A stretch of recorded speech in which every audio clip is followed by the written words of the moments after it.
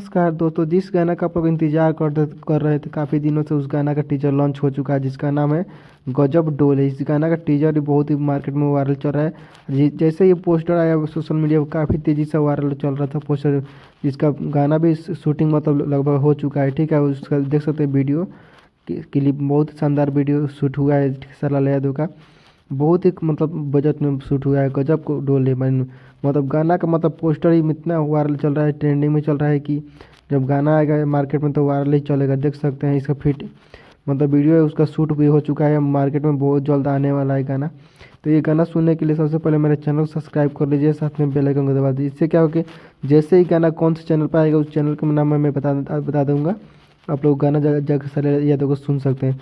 और खेसारी लाल यादव का आप लोग फैन है तो मेरे चैनल को सब्सक्राइब कर लीजिए और साथ में बेल आइकन को दबाइए। इससे क्या हो कि आने वाली हर वीडियो के नोटिफिकेशन आप तक पहुँच रहेगा। भोजपुरी जैसे जैसे न्यूज़ कोई अपडेट मिलेगा मेरे को, ऐसे ऐसे आप लोग अपडेट मिलता रहेगा। देख सकते हैं उससे पहले का गाना आया था खेसारी लाल यादव का हारमोनियम, 9 मिलियन क्रॉस हो चुका है व्यूज।